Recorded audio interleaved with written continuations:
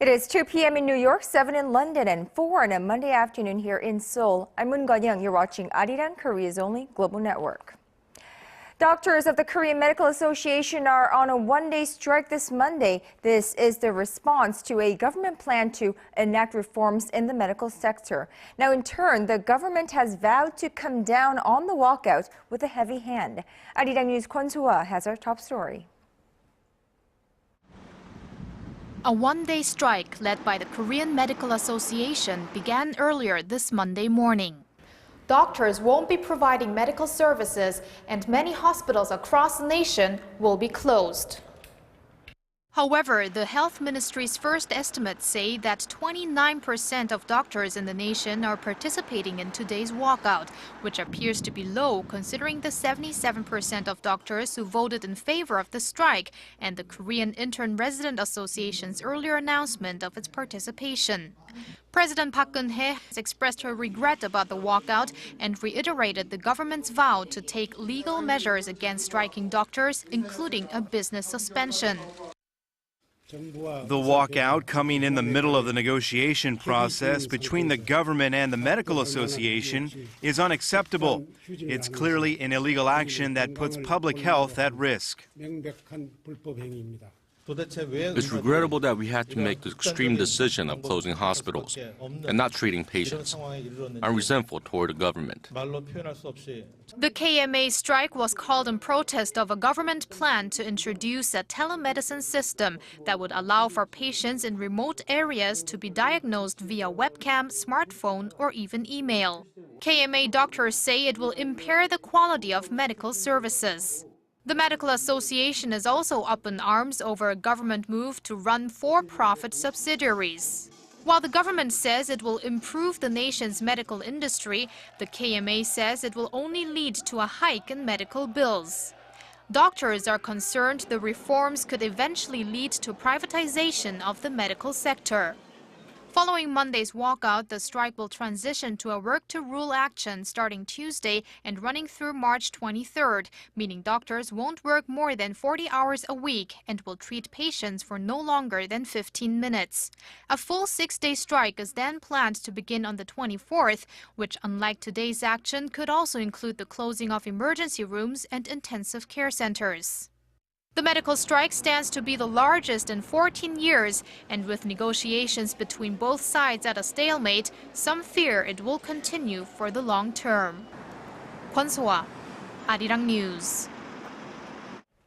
Now, on another note, the Korean government has unveiled a set of measures designed to prevent leaks of personal information following a series of security breaches by financial institutions that affected tens of millions of people here in Korea. Our Na Hyung-kyung has the details. From the latter half of this year, financial institutions will only be able to ask for customers' resident registration numbers at the initial application stage. After that, people will not be asked to provide their registration numbers, but instead be asked to verify their identity through other safer means. The registration numbers have been at the center of a recent series of high-level personal information security breaches, and toughening their use is a key part of a package unveiled by the government on Monday to fight widespread leaks of personal data. Financial institutions will also not be allowed to keep collected information for more than 5 years after the final transaction. Apart from the information that's absolutely necessary, all other data that the financial institution either has or has provided to a third party will be destroyed. The police and the prosecution will jointly and indefinitely crack down on breaches. The government has also tightened the penalty system. If a company is found to have used illegally obtained personal information to make profits, it will be fined 3% of the total sales made through using the data. Also, a fine of up to 5 billion won, or roughly $4.7 million will be levied on firms that leak customer information. Officials reaffirm that customers will only have to give just their basic information, such as their registration number and date of birth, for receiving financial services. People will also be given the option to retract on an agreement to provide personal data and also block telemarketing calls from financial institutions. Na Hyung-kyung, ARIRANG News. Well, up in North Korea, people there flocked to the polls on Sunday as North Korea held its first parliamentary elections under the leadership of Kim Jong-un. Kim is expected to use the poll to promote officials loyal to him and further consolidate his power. Kim In-ji reports. North Korea on Sunday held nationwide elections for a new rubber-stamp parliament, the first under the leadership of Kim Jong-un. The elections, which are held every 5 years, is expected to shed some light on the power shift taking place in the regime and will likely be used to promote officials depending on their loyalty to the young leader. The North state-run Korean Central News Agency said all voters that are registered went to the polls, with the exception of those who were abroad or at sea.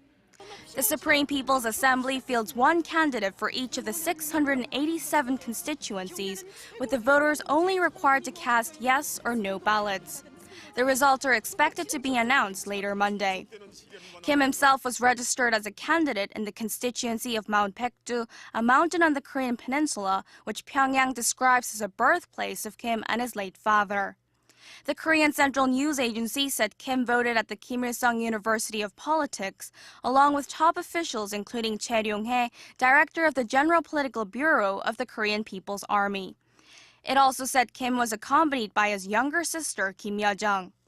It's the first time the younger Kim has been mentioned on the state media, although she has been seen on North Korean television before. Kim Jong-un was accompanied by Choi Ryong-hae of the Korean People's Army, along with other dedicated workers, including Kim Kyung-ok, Hwang Byung-seo, and Kim Yo-jung.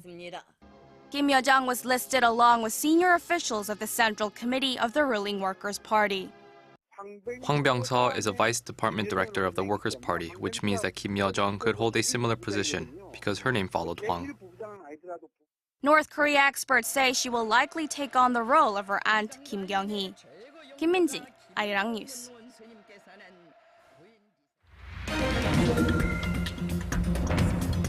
When the latest news meets the latest business stories, we give you a bigger and better picture of the world.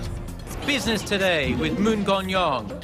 Every weekday, only on ARIRANG. At the Nationalists. Open an era of trust and peace on the Korean Peninsula. Speaking at the annual National Prayer Breakfast. Libyan government and rebel forces continue to trade threats over the loading of crude from North Korea flagged tanker amid a standoff between the two sides at a port in eastern Libya. ARIRANG News' Kim Ji-yeon reports. Libyan authorities have dispatched a force to a port held by armed protesters to stop a North Korean flagged tanker from leaving with crude sold without government permission. Culture Minister Haib Al-Amin said Sunday that the force consists of qualified naval officers and revolutionaries, or former rebels now being paid by the government, and adds that it has the authorization to strike the tanker with force if it does not comply. Orders were given and all efforts are being undertaken to stop and seize the tanker, if necessary by a strike, if it does not follow orders. The 37,000-ton Morning Glory was docked at the terminal of Essider, which is one of the 3 ports seized by rebels, which is being used to press state authorities for a bigger share of oil revenues. A local daily says the ship has been loaded with $36 million of crude. Over the weekend, Prime Minister Ali Zidane said the military would bomb the Morning Glory if it tried to leave the port. The captain of the North Korean flagged oil tanker responded that local militia on board did not allow them to depart. The rebels say any attack on the tanker would be a declaration of war. The incident illustrates the deepening turmoil in the OPEC producer, which has failed to rein in fighters who helped oust Muammar Gaddafi in 2011. Kim Ji-yeon, ARIRANG News. Now let's move over to the Malaysian airline. Now China has lobbed a harsh response in Malaysia for its handling of the investigation into the Malaysian Airlines plane that disappeared over the South China Sea last weekend. Meanwhile, investigators say the plane may have disintegrated in midair, and Interpol is looking into suspect passports used by passengers who boarded the missing flight. Our Kim Hyun-bin has the details. China's state-run media has lashed out at the Malaysian government and its national carrier, saying that their handling of the missing passenger jet was not done promptly. The ruling Chinese Communist Party said in an editorial on Monday that the initial response from Malaysia was not swift enough. Nearly two-thirds of the 239 people aboard the plane were from China, and if the death count is confirmed, it will be China's second deadliest air disaster recorded. This comes as officials investigating the disappearance are said to be narrowing the focus of their inquiries on the possibility that the plane disintegrated mid-flight. A Vietnamese plane has spotted possible debris, a door and a section of the tail, from the missing Malaysia Airlines jet that vanished on Saturday. Dozens of boats and planes attempted to confirm the find, but were unable to. A source close to the preliminary investigation told Reuters that the fact there doesn't appear to be much debris could indicate the aircraft broke up at around 35,000 feet. Asked about the possibility of an explosion, such as a bomb, the source said there was no evidence yet of foul play. Terrorism is not being ruled out, especially as Interpol has confirmed at least 2 passengers on board have been traveling on fake passports. On the possibility of hijack, we are not ruling any possibility. However, it's important to state that our main concern is to focus our effort in finding the missing aircraft. Interpol says a check of all documents used to board the plane had revealed more suspect passports that were being further investigated. Just an hour into the flight, Malaysia Airlines Flight 370 disappeared and is presumed to have crashed off the coast of Vietnam. Kim Jungju, ARIRANG News.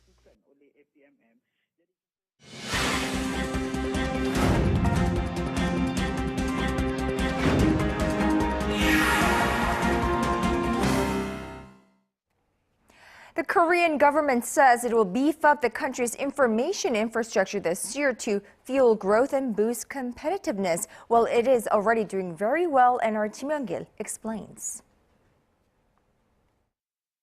Korea's Science Ministry says it will inject 4.9 trillion won, or some $4.6 billion into the country's information technology sector this year in order to fuel economic growth and enhance the country's overall competitiveness. The Ministry of Science, ICT and Future Planning says the money will be used to fund numerous projects in central government agencies that were initiated by regional governments.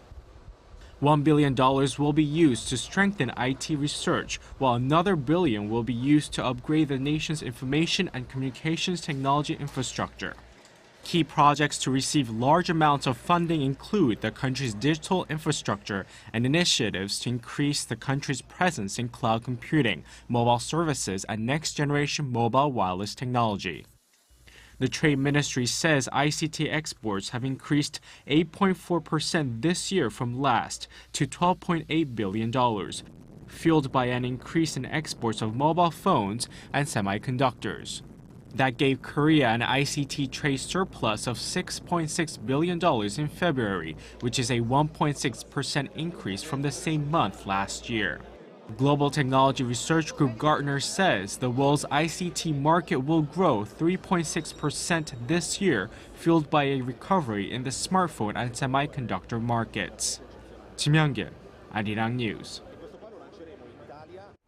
Korea is one of 5 Asian nations where the income gap is increasing rapidly. A recent Asian Development Bank report on income inequality in 28 Asian nations shows that the income gap in Korea widened at the 5th fastest pace between 1990 and 2010. Now, income inequality worsened most in China, followed by Indonesia, Laos, and Sri Lanka during that period. And this is according to the Bank of Korea, citing the report on this Monday. Well, the bank said globalization and technological developments have led to rapid growth in Asian countries, but many of them have failed to improve their income distribution systems. Ahead of its latest legal tussle with Apple, Samsung has reportedly decided to withdraw some patent claims from its latest litigation with a U.S. firm. Foss Patents, a German-based blog that specializes in intellectual property rights, says Samsung has filed a stipulation with the U.S. District Court of California to narrow their case by dismissing 3 claims regarding standard essential patents. The owner of a standard essential patent can use it to prevent others from making, using, and selling the patented invention without permission. Samsung has earlier filed for 5 claims against Apple, including 2 non-standard essential patents. Now, this news comes as Apple and Samsung are set to return to court on March 31st in order to iron out their ongoing patent disputes. Now, social networking and mobile communication services are shoring up their resources as mobile messaging sees a surge in popularity. Son Jung-in has more. Companies in the social networking and mobile communications sector are enjoying the benefits of a robust and growing mobile messaging market as they gear up for a battle that would determine who will become the top brand for more than 1 billion smartphone users worldwide. In Korea, search engine Naver is #1 thanks to its mobile messaging app Line. Line's annual sales last year stood at $427 million, a 690% increase from a year earlier. The messaging application has grown to more than 370 million subscribers since its creation in 2011. Naver's market value in Korea is $27 billion, the 5th largest in the country, and there's only a small gap between it and 4th place SK Hynix and 3rd place Hyundai Mobis. Naver saw its stock value skyrocket after it split from NHN last August. That landed the company in 6th place, allowing it to overtake Kia Motors in December. And just last month, it beat POSCO to take 5th place. In the global mobile messaging market, Facebook is also back on track since topping its sales target in the 3rd quarter of last year. Its recent acquisition of fast-growing messaging startup WhatsApp has also helped it maintain its momentum. Social media giant Twitter is also going strong. Its initial public offering was priced at $26 in November last year, but now its share price has nearly doubled to roughly $54. China's biggest internet company, Tencent, which operates Weibo, the Chinese version of Twitter, has 600 million registered users and a share price of nearly $80. Son Jung-in, ARIRANG News. Well, speaking of which, more people are using the mobile devices to make stock trades. The Korea Exchange said Monday that the number of stock transactions via smartphones and tablet PCs account for more than 25% of all transactions on the KOSPI, the country's main bourse, in February. Well, the number of transactions on the mobile trading system has risen steadily from just 3% in 2010, and this marks the first time it has surpassed the 25% mark. Analysts attribute the rise to the sharp increase in the number of smartphone and tablet PC users over the past few years, as well as aggressive marketing strategies by security companies. In contrast, stock transactions via the home trading system fell slightly to 74% of the total trading volume last month from the previous year.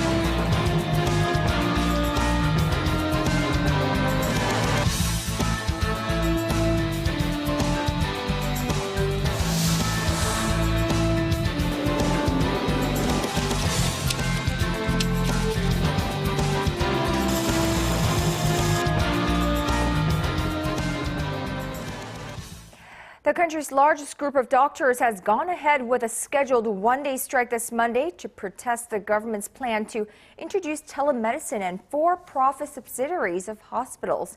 For an in-depth look into this issue, we are joined live in the studio by Dr. Kim Jungju, the head of KLMP Consulting, and of course our regular commentator on this program. Good afternoon to you, Dr. Kim. Good afternoon. Now, what does this scope of participation tell us about the overall situation? Our Kwon So-ah reported that 29% of local clinics have taken part in this demonstration. The critical thing about the numbers is, though, I don't think any number is really confirmed. and the numbers that are being released by different entities are being released to serve their own interests, meaning that government side seems to be showing the numbers that seem to be quite low, and the medical doctor side, they seem to be releasing numbers that seem to be a little bit higher than what government is saying. So there are no numbers that have been firmly confirmed here. But the thing is, 97% was the 14 years ago the participation rate of the doctors when there was a separation of dispensing of drugs from prescribing the drugs. So was that really 14 years ago already? Yeah, it was 14 years ago. Time flies. And, that's what the government and the public had been concerned about, the overall reasonably high participation ratio, which, by the way, is not being materialized. The numbers are all over the board. As of 10 a.m. this morning, so for instance, different regions had different numbers. Ulsan, for instance, seemed to have the highest rate of participation, about 33%, while in Gwangju it was about lower than actually 2% of the local community clinics participating in this. The critical point to watch was the residents, medical residents who are participating. Out of about 17,000 residents in Korea, they're talking about 7,000 participating, about 42%. But then again, these numbers are from the medical doctors, so we cannot totally 100% rely on those numbers. So overall, the bottom line is the participation seems to be quite low, and what we know from what we have known from the beginning is that these neighborhood clinics, they just cannot afford to close down their clinic more than a day or two, because this all means lost revenue. And they are working very hard to sustain their business, paying their nurses and medical staff here. So 1 day, 2 day, 3 day, each day as time goes by, it means the considerable financial loss for the medical doctors. So general expectation is the participation will not rise to begin with, even if when we get into the second round, which is 24th. Overall participation will probably ratio will have to remain low. Right. How much of the key issue has been ironed out so far? Not so much. We knew from the beginning the overall insurance payment to the doctor is the hidden and the central critical part of this negotiation between government on one hand and medical doctors on the other. But the thing is, some new development, telemedicine part, of course, has been the touch issue here, because the neighborhood medical clinics are very sensitive about this issue. If this is allowed, what will happen, they're saying, is most of the patients, especially chronic patients, will be drawn into the big hospitals, and they will lose their business. By the way, by saying that, we are highlighting the fact this is like a fixed pie issue here, meaning that the clinics may lose their business and then bigger hospitals will gain more. So once again, medical doctors are not united on this issue. But through the negotiation, the key sticking point is that government has insisted that the government and the medical doctors will come up with an agreement to introduce a law first and then trial runs. While medical doctors had argued during the negotiation, which was last month, saying that, well, we should have the trial runs first and then introduce the law.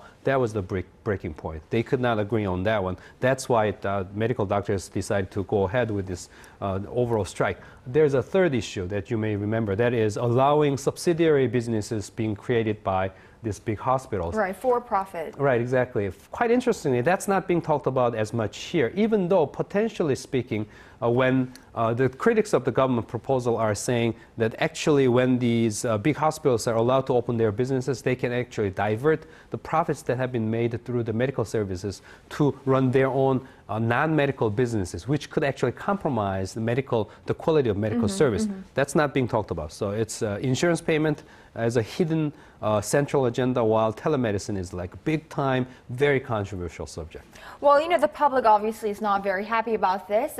The patient's health is at risk due to this, this shutdown. What do you read into their reaction? It's totally one-sided for the government and the public together here. Even, conservative media, which in some of the countries probably would expect to take side with medical doctors. In Korea, it's totally one-sided. Conservative media are totally critical of the medical doctors here, and a quite interesting thing is some of the progressive media are kind of taking a little bit of neutral approach, looks like they're having a good time in seeing the medical doctors giving the government hard time here. So it's a very interesting